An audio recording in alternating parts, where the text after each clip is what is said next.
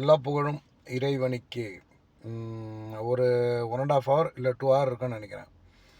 விடுதலை படத்துலேருந்து ஒரு பாட்டை ரிலீஸ் பண்ணியிருக்கிறாங்க. ஸோ நேற்று முந்தா நாள் தான் நினைக்கிறேன் அந்த படத்தோடைய ஆடியோ லான்ச் நடந்தது.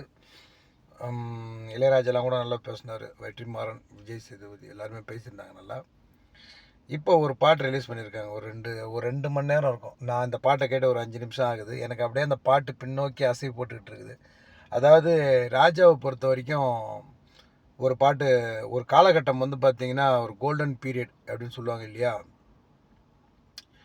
அந்த காலகட்டங்கள் வந்து பகல் நிலவு, கீதாஞ்சலி, காதல் ஓவியம், அலைகள் ஓய்வதில்லை, கடலோர கவிதைகள், இந்த மாதிரி பாடல்கள்லாம் வந்து பார்த்திங்கன்னா பாட்டு ரிலீஸ் ஆகும். நம்பி வாங்கிட்டு போகலாம். அப்போல்லாம் நான் சின்ன பிள்ளை, நான் ரொம்ப சின்ன பிள்ளை. எங்கள் வீட்டில் கேஸ்ட் வாங்கிட்டு வருவாங்க.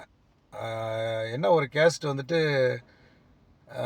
இந்த காப்பி கேஸ்ட்டு வாங்கினோம்னா ஒரு 7 ரூபா 8 ரூபாயில் வாங்கலாம். ஒரிஜினல் கேஸ்ட் வாங்கினோம்னா 12, அதை விட்டால் 15, 18, 24 அப்படியே போயிட்டுருக்கும். எனக்கு ஞாபகம் இருக்கிற ரேட்டு, பட் பர்டிகுலராக அந்த ரேட்டு தானா அப்படின்னு தெரிய வரல. எந்த காலகட்டம்னு தெரிய வரல. பட் என்கிட்ட அந்த கேசட்லாம் இன்னும் இருக்குது. ராஜாவுடைய ஆடியோ லேப் அது. அவங்களுடைய ராஜாவுடைய கேஸ்ட்டு விசிறி போட்டிருக்கும் அந்த லோகோ.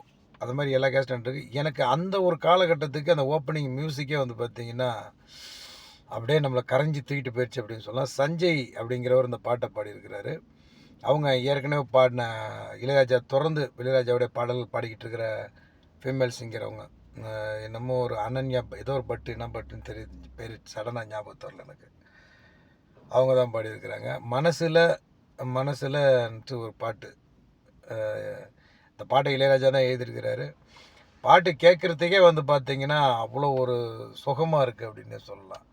இந்த பாட்டையும் ஏற்கனவே நான் தான் வந்துட்டு மீடியாவில், சோஷியல் மீடியாவில் நினைக்கிறேன் முதல்ல இளையராஜா தன்னுடைய தனிமையை வருத்திக்கிட்டு பாட்டு எழுதுகிறாரு. தன்னுடைய பொண்ணுடைய ஞாபகத்துலேயும் தன்னுடைய மனைவியுடைய ஞாபகத்துலேயும் அப்படின்னு சொல்லிட்டு. இதில் வந்து பார்த்திங்கன்னா இதுலேயும் அவரை தொடர்பு படுத்தி தான் பாட்டு எழுதியிருக்கிறாரு அப்படின்னு. ஏன்னா பாட்டை பொறுத்த வரைக்கும், வார்த்தைகளை பொறுத்த வரைக்கும் கதாநாயகன் கதாநாயகியோட ஒப்பிட்டு பார்த்துக்கிட்டாலும், என்னை பொறுத்த வரைக்கும் சமீப காலமாக இளையராஜா ஒரு சோகத்தில், ஒரு தனிமையில் இருக்கிற ஒரு நான் ஃபீல் பண்ணுறேன்.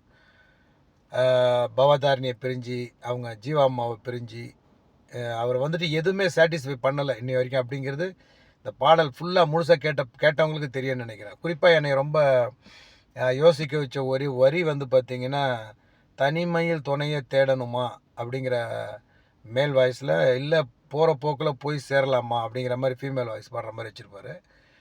எனக்கு என்னமோ இந்த வரிகளை வந்துட்டு இளையராஜா தன்னை தான் குறிப்பிட்டு எழுதியிருக்கிறாரு அப்படின்னு நான் நிச்சயமாக சொல்லுவேன். இது படத்தோட கதையோட வந்துட்டு என்ன மாதிரி சீனுக்கு இது வருது அப்படிங்கிறது எனக்கு தெரியலை. பட் இன்னும் நிறைய வரிகள் உள்ளே இருக்குது எனக்கு ஞாபகத்தில்.